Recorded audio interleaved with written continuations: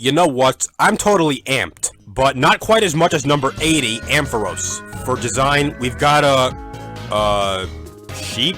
I guess it also resembles a lighthouse and maybe a dragon. Well, whatever the hell it's based off of, it looks really cool. Simple, somewhat, but not bad by any means. Now for battling skills, already. 510 is a great base stat total, and apart from its high special attack and low speed, Ampharos' stats are pretty well balanced. For abilities, Ampharos yields static and plus. Plus is good, but I find static the better choice. Now for its move pool, I love Ampharos's. It has so many useful moves that it can be customized in many different ways. But wait, it gets better. Ampharos has an awesome Mega Evolution. It gets a big buff to its special attack, and small buffs to its attack, defense, and special defense. Sure, it gets a small speed nerf, but given how flipping powerful this thing is now, that's hardly a deal breaker. It also gains two things, the Dragon type and the ability Mold Breaker, and for type coverage, both Ampharos and its Mega are all set. Dragon will cover itself, and for ground, it can use Ice Punch, and for Fairy and Ice, it can use Steel type Hidden Power. Mega Ampharos also has a both elegant and badass design, making me love it even more. Yeah, Ampharos is stellar in battle, even without its Mega, and has a cool design, so it's easily earned its title as my 80th favorite Pokemon.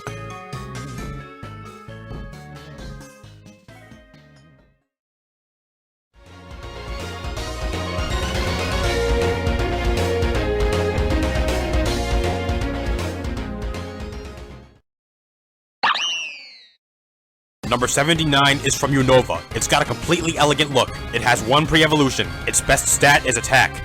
I like giving hints, but do you know who it is now? If not, then it's Shou. From a design standpoint, Shou stands out from most other fighting types. The typical fighting type is burly and covered with muscles. But Shou is different. It just looks so classy and elegant. It also has some nice features. The arm fur, the tail, the whiskers, it's all really nice to look at. But let's not get carried away with design. Shou does well in battle, with a great BST of 510. Most of this goes into its offenses and speed, making for a good mixed sweeper. Although, it's a little better as a physical one. For abilities, Shou can have Inner Focus, Regenerator, and Reckless. I find Reckless inferior, so I'd go for either of the others. Shou's move pool, while not extremely big, is quite diverse nonetheless, and makes Shou good with type coverage. Payback can cover Psychic, Poison Jab can cover Fairy, and a Rock Attack can cover Flying. See, Shou is useful in battle, and that, paired with its elegant design, is why it's easily my 79th favorite Pokemon.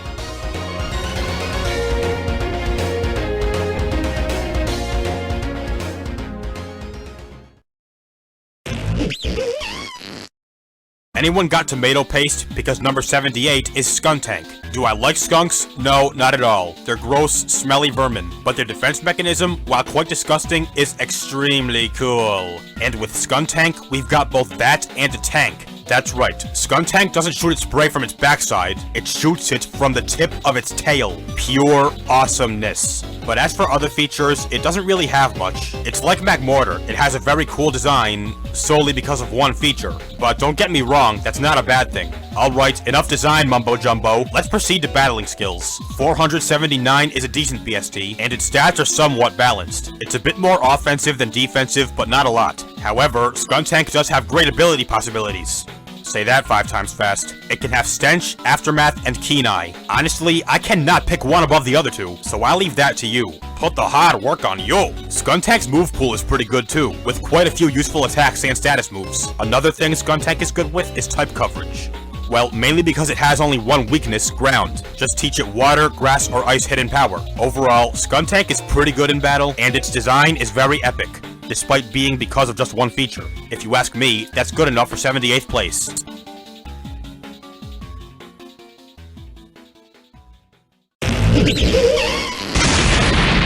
Ugh, don't make me change my mind, Scumtank!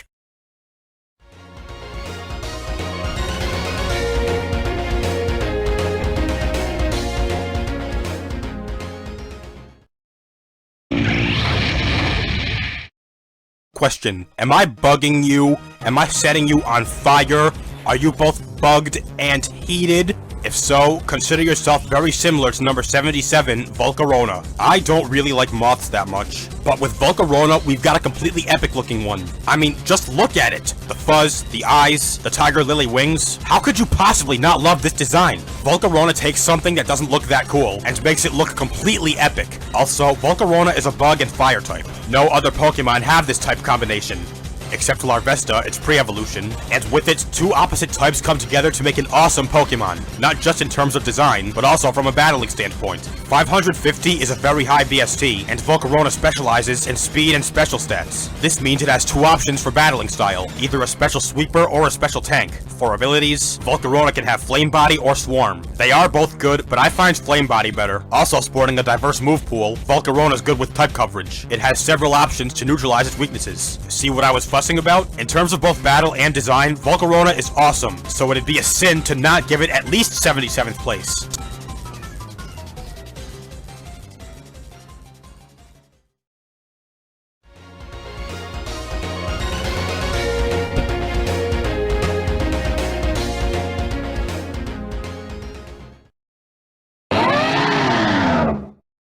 Woolly Mammoth!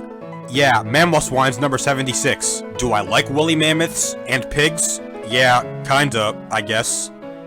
Fine, you got me. I don't know what to say. Mamoswine just looks really cool. Its huge tusks, well, in the male's case, blue mask, and that cute little piggy nose. Alright, let's go to battling skills. 530 is a strong BST to have, and Mamoswine has a lot of HP and attack, with the rest being fairly balanced. For abilities, Mamoswine can have Oblivious, Snow Cloak, and Thick Fat. Thick Fat would work better if Mamoswine were weak to ice, so your choice between Snow Cloak and Oblivious. Well, you could go for Thick Fat if you wanted, it's just not the one I'd pick. Mamoswine's move pool is decent, I suppose. It could be a bit broader, but it's far from bad. Now for type coverage, Mamoswine has 5 weaknesses: Water, Grass, Steel, Fighting, and Fire. 2 stab moves will cover 3 of them.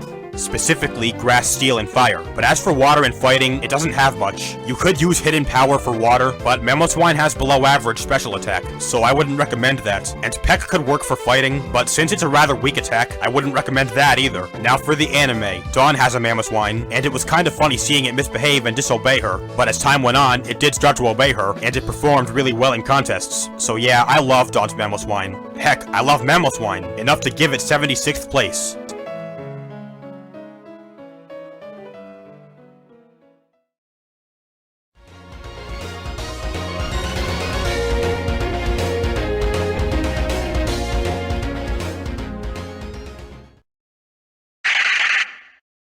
I have always hated dolls. Even as a young kid, I always thought they were so girly. Blech. However, there is one particular doll that holds a spot in my heart and on this list, and that doll is number 75, Beignet. I wasn't lying, I hate dolls, but Beignet is just awesome, because it's a voodoo doll. I was never too crazy about Shuppet's design, since it looks like a used tissue with eyes and a mouth, but Beignet just has nicer features, like the eyes, the zipper mouth, and the broom tail. Also, Beignet has a pretty interesting backstory. It used to be a doll owned by a little kid, but when the kid threw it away, its strong feelings of hatred resonated and turned it into a Pokemon, and now Beignet is on a search for its old owner. Sad? Yes, very, but still interesting nevertheless. Now, let's see if this hatred makes Beignet any good in battle. 455 is an okay BST, and it has high attack power. However, it does have useful abilities, including Insomnia, Frisk, and Cursed Body.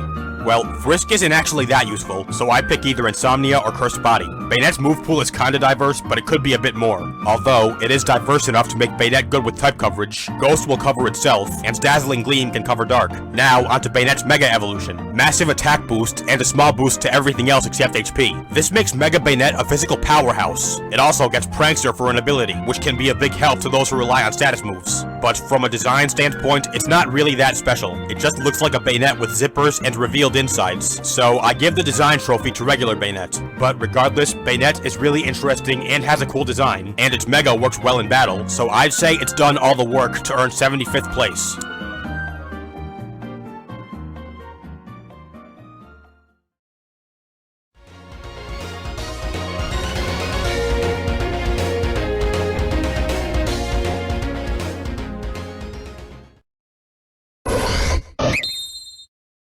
lot of people love Gardevoir, but I'm not one of them. Don't get me wrong, it is a great Pokemon and I do like it, but honestly, it never really impressed me all that much. However, in Gen 4, it was given a variant, which I do love, and that variant is Gallade. In terms of design, Gallade is pretty much just a combat-equipped version of Gardevoir. The exposed heart is pretty cool, and those arm blades are really awesome, but those are the only real distinguishing features. So let's talk about battling skills now. Gallade's BST is 518, which is great, and he's got a lot of attack and special defense. For abilities, Gallade sports Steadfast and Justified. If Gallade were weak to Dark, Justified would work better, so I'd always go for Steadfast. Gallade's also got a really diverse move pool to work with, and yes, it's diverse enough to make him good with type coverage. But his weaknesses are Ghost, Fairy, and Flying, and none of those types share any weaknesses of their own, so you'll be forced to pick one to leave out. But after you do, Night Slash can cover Ghost, Poison Jab can cover Fairy, and Stone Edge can cover Flying. Now, let's bring things over to Mega Gallade. He gets 3 big boosts to attack, defense, and speed, and gains Inner Focus for his ability. So yes, Mega Gallade is better in battle, but apart from the cape, I find his design rather lackluster. Relatively speaking. In other words, Gallade has the better design, and Mega Gallade has the better battling skills. But no matter what, Gallade is awesome in several aspects, so he's easily earned 74th place.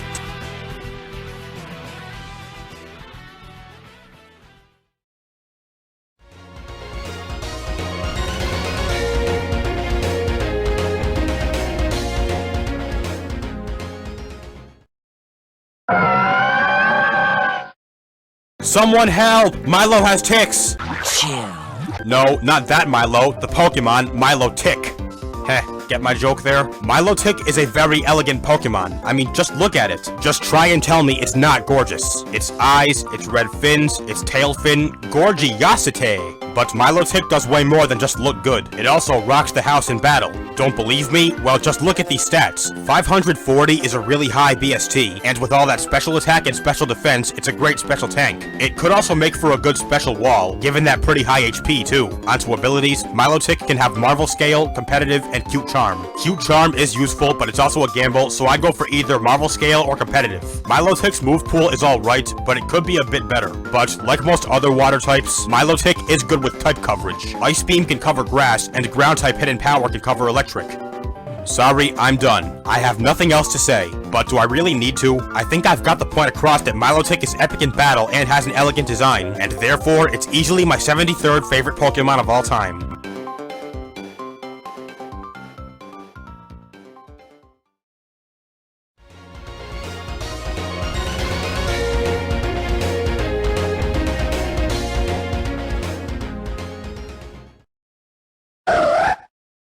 I'm absolutely sure you'll know who number 72 is because I just said it. Yes, number 72 is Absaw. Honestly, Absaw is just badass. I can't really say anything else. Mostly because I have no idea what the hell it's even based off of. The crescent horn, the white fur, the black claws, it's all so epic. Now for Absaw's battling skills. Hey, I hate me running out of design stuff to say just as much as you do. Anyway, its BST is 465, which is...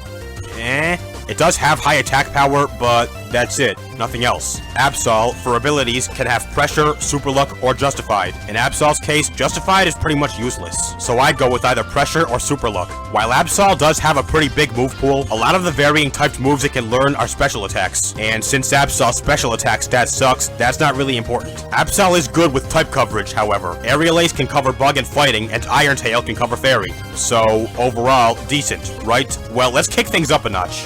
Mega Absaw. This thing is an absolute beast. Sorry for using the same joke twice. Huge boosts to its offenses and speed, making it a great mixed sweeper. And yes, this also gives its wide array of special attacks good use. It also gains Magic Bounce for an ability, which is very handy. So yes, when Mega evolved, Absaw is much better in battle. And along with that, I also find the Mega's design much cooler. Regular Absaw may not be that great in battle, but its Mega sure as hell is. And that, along with the epic design, is why Absaw absolutely earns 72nd place. Why do you use the same joke 3 times? Why do you care?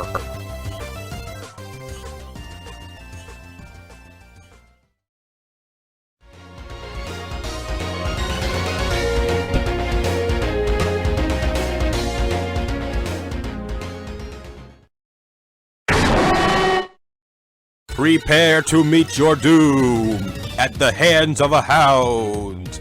Yeah, number 71 goes to Houndoom. With Houndoom, we've got a Hellhound.